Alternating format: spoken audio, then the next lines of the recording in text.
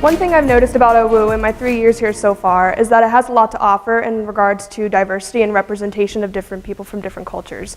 But one thing I noticed that it didn't have was that an Asian-focused film festival, while we have French, Hispanic, LGBTQ+, and many others. So when Dr. Sokolsky approached my class and asked if anyone was interested, I jumped on that. So you might ask why I chose horror as the genre for the film festival. And if I'm going to be perfectly honest, I thought it would bring in a lot of people, but it didn't. But along the way, I found out a lot more about the Asian horror genre as a whole, so it worked out. One thing I noticed that was a big difference was the purpose of using the horror genre through film wasn't solely just to scare people, as we might see in America with Friday the 13th. Now, we've all seen, or most of us have seen, Jason going around slashing people. It's a pretty stereotypical campfire story, and we've seen it and heard it a million different times. So I decided to use that one to compare it to one of my personal favorites that I showed, called the Tag-Along, which is from Taiwan. So to give a quick, easy comparison, I'm just going to go through some bullet points.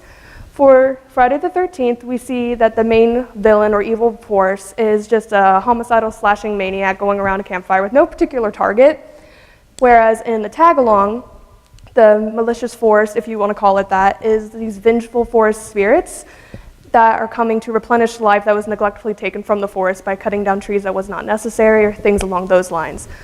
So they have more of a purpose with what they're doing. They also go after people typically who have guilt or something that they need to be reprimanded for, whereas they're not just going willy-nilly and grabbing anybody that they want, like Jason. Another thing that is a bit different between the two is that while Friday the 13th, I think its main focus was just make people scared to sleep at night, and for 12-year-old me, that definitely worked.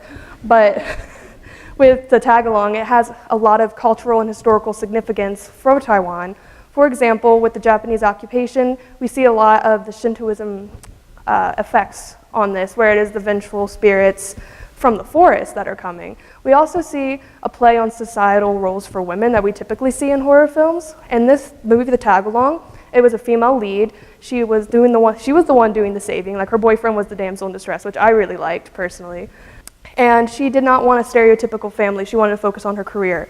So by going and putting all of that and her life on the line to save her family, or that wasn't even her family, which was her boyfriend's family, it really challenged a lot of what we might think of as a typical female role, at least in the Asian horror genre.